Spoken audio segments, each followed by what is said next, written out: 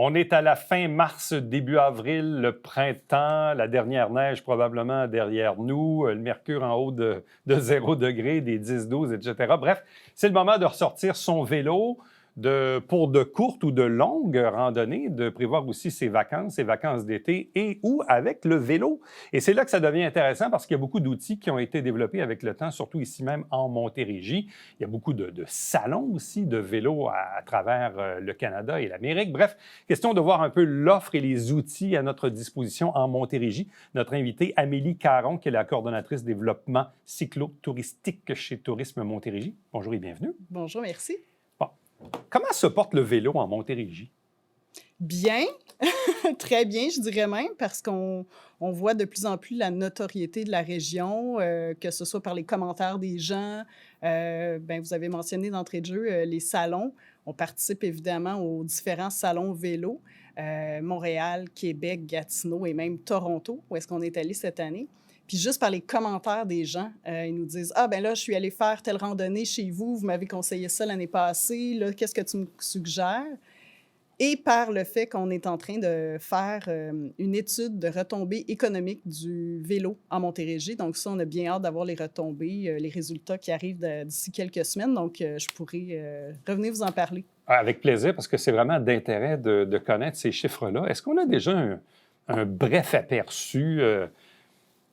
Ça représente quoi, le vélo en Montérégie? Est-ce qu'on sait le nombre de cyclistes ou de touristes? C'est quoi? Avons-nous un minimum de chiffres pour nous donner une vague idée de l'ampleur du vélo en Montérégie et du tourisme? On n'a pas beaucoup de données. On sait qu'il y a beaucoup de cyclistes, que ce soit des résidents, des citoyens de la Montérégie qui utilisent les différentes pistes, mais c'est difficile de mettre un chiffre sur le nombre de touristes. On ne pourra pratiquement jamais le faire. Les seules données qu'on a présentement, c'est avec notamment la route verte, parce que la majorité de nos réseaux cyclables font partie de la route verte. Et les données qu'ont Vélo-Québec, donc de par la route verte, c'est des comptages qu'ils font, que ce soit par les machines, les compteurs automatiques, de façon annuelle, ou bien les comptages manuels sur les pistes qui n'ont pas de compteur. Je n'ai pas le chiffre pile aujourd'hui, mais on s'entend que c'est autour de plus d'1 million de passages, parce que selon les différentes pistes cyclables. Ça va en augmentant. Est-ce que les gens qui travaillent avec vous chez Tourisme Montérégie, les différents membres de l'ATR, l'Association touristique, est-ce qu'ils vous disent qu'ils ressentent qu'ils ont plus de touristes qui arrivent à vélo? Est-ce que c'est un peu le sentiment qu'on a? Ça dépend vraiment des attraits. Il y a notamment des hébergements. Exemple, l'hôtel Moco à Valleyfield.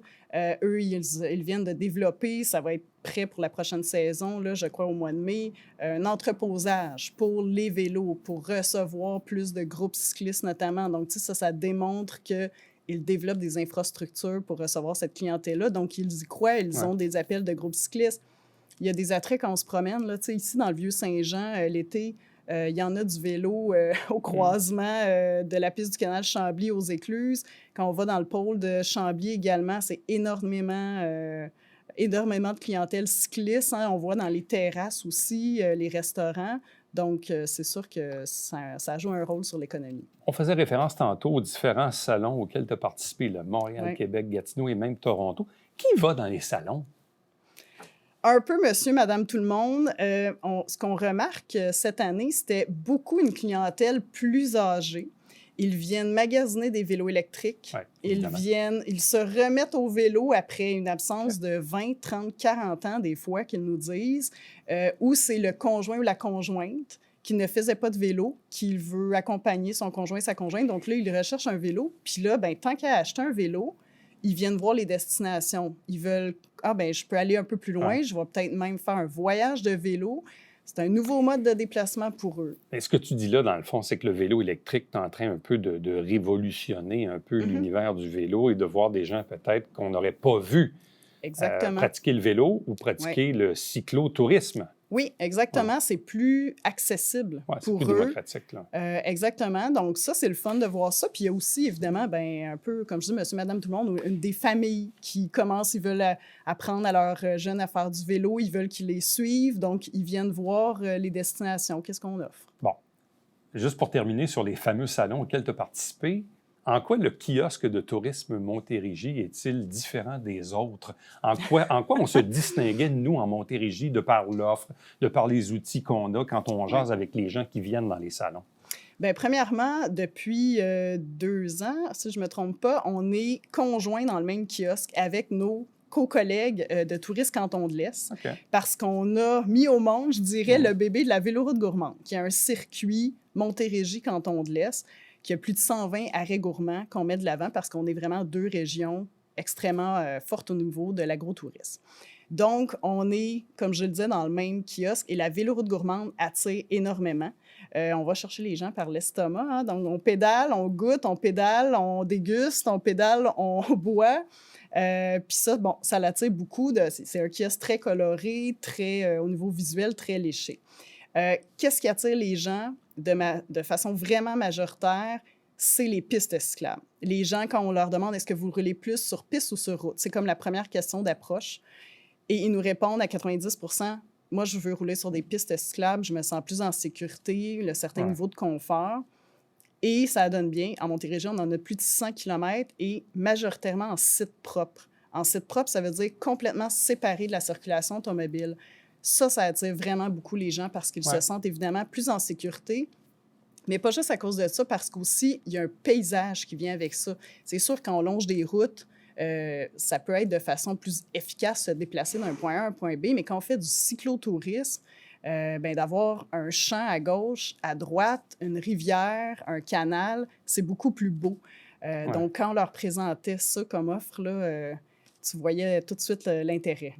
Bon, parlons d'outils, parlons entre autres du magazine Cap sur le vélo, Oui. qui est la 3e édition, exact. donc l'édition 2024. Ça, c'est un peu comme c'est la Bible. Si on veut. La Bible Ouais. du vélo en Montérégie, dans le fond, ça présente les 11 pistes cyclables régionales, donc qui forment l'espèce de trame régionale de la région, presque toutes interconnectées. Donc, on les a mis sur chacune des pages, dans le fond, représente une piste différente. Ouais, Donc, comme les là, on gens... voit bon, la riveraine et la Oui. montée du chemin de Chambly. Parc Exact. national des îles de Boucherville. Ça, perso, Classique. j'aimerais ça vraiment l'essayer là, de haut en bas. C'est magnifique. Bon, évidemment, Canal de Canal. Chambly, Beauharnois-Salaberry, Soulanges, donc complètement à l'ouest de la Montérégie, Oui.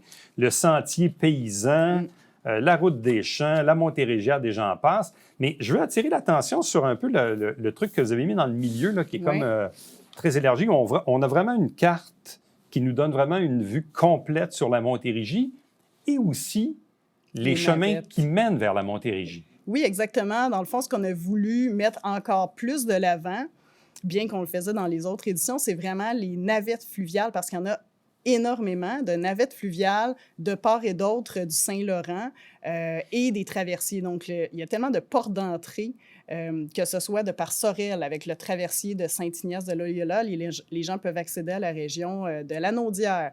Ensuite, Hudson, Oka, le traversier Pointe-Fortune, Carillon, et bien sûr, de Montréal. Il y a tellement de navettes. Les gens peuvent partir directement à vélo sans prendre la voiture. Donc, c'est ce qu'on veut démontrer. Puis miser, c'est le fun en plus faire un tour de bateau, que ce soit en famille ou Donc, entre un amis. citoyen de la Rive-Nord de Laval, ou disons un citoyen qui est très, très urbanisé sur le plateau Mont-Royal, Exactement. décide de prendre son vélo, Oui, traverse de l'autre côté facilement, et là, il y a plein d'interconnexions oui. qui peuvent l'amener jusqu'en Estrie, au fond. Là. Exactement. Il peut aller jusqu'à Sherbrooke, Ouais. dans les cantons de l'Est, s'il veut faire, exemple, le circuit de la Véloroute gourmande. Donc, il accède de par la rive sud avec la piste La Riveraine qui longe le fleuve. Et de là, peut accéder aux 600 km de notre réseau cyclable. Donc, c'est vraiment accessible. Les navettes ou les traversées, c'est à coût très modique aussi. Là, donc, ça peut être bien agréable. Bon, là, dites-moi, évidemment, on a la version papier ici. Est-ce qu'il y a une version électronique également qui est Oui, disponible en ligne? exactement. Puis une nouveauté cette année, c'est pas juste statique. Donc, on peut feuilleter le magazine. On l'a mis sur une application Calaméo. Donc, les gens peuvent feuilleter ouais? comme un magazine de façon électronique. C'est cliquable en plus. Exemple, vous êtes sur la page des matières. Table des matières, vous cliquez sur la piste cyclable, vous arrivez directement à cette page-là. Donc, c'est pour faciliter l'usage. Vous pouvez partager le lien à des amis, des voisins, peu importe. Est-ce que les gens commencent à se préparer des voyages de cyclotourisme? Parce que, tu sais, je regarde ça aller. Aujourd'hui, bon, il y a le vélo électrique, évidemment, c'est indéniable.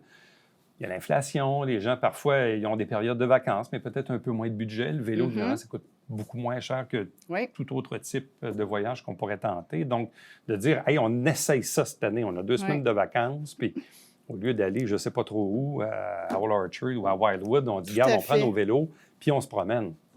C'est drôle que vous disiez ça parce que, bon, 2 choses. Oui, très accessible. Ben, c'est sûr, ça peut coûter aussi très cher si vous allez dans des hôtels avec beaucoup de services ou des choses comme ça. Où on a d'excellents restaurants, d'excellentes tables aussi à Montérégie. Mais à l'inverse, les gens peuvent faire justement du camping et passer de très belles vacances en famille. Il y a plein aussi d'activités gratuites. Ça, on l'oublie, là, mais la centrale de Beauharnois, notamment, que vous pouvez visiter gratuitement, c'est super impressionnant. Le lieu historique de Coteau-du-Lac, un lieu historique national sur le bord de l'eau. Vous pouvez faire un beau pique-nique, aller visiter la tour. Je veux dire, il y a vraiment des activités à rechercher en Montérégie qui sont gratuites. Et dans les salons vélo, il y a justement des gens qui sont venus me dire qu'ils étaient venus faire certains des circuits à Montérégie et que c'était leurs plus belles vacances à vie. On a justement rajouté un article sur un monsieur qui est parti de Montréal avec sa famille, ses 3 enfants. Il a traversé en vélo, il a fait une boucle il y a quelques années, puis il nous a mentionné que c'était les plus belles vacances de sa vie, puis c'est quelqu'un qui voyage dans le monde, là. Donc, c'est pas peu dire. Il faut oser. Il faut oser partir à l'aventure. Puis les souvenirs que ça crée, les images gravées dans la mémoire des enfants, là, je pense que ça peut faire vraiment une belle expérience. Et petit lien ici, on voit d'ailleurs que sur la page Frontispice, on parle de vélo, mais on voit du Rougemont ici. Donc, il y a un lien entre le cyclo, entre le vélo, et l'agrotourisme. Bien, tout à fait. On est une région très forte, je le mentionnais, au niveau de l'agrotourisme. On a tellement des beaux attraits, que ce soit des vignobles, des microbrasseries, des boutiques gourmandes, des bons cafés, des bonnes tables, des bons restaurants, beaucoup de produits du terroir. On est le Jardin du Québec, donc c'est ça qu'on voulait mettre de l'avant. C'est pour ça qu'on a énormément, dans le magazine, mis des attraits de proximité des pistes qui sont gourmands. Dernière question, si on veut se procurer la version papier, quel endroit? Tourisme Montérégie, allez dans Publications, dans la section Cyclotourisme, commandez gratuitement votre copie. Tout simplement. On va vous la livrer avec plaisir. Bon, c'est pas très compliqué. Donc, la version électronique existe, mais si vous voulez la vraie version papier, on va vous la livrer. Tout à fait.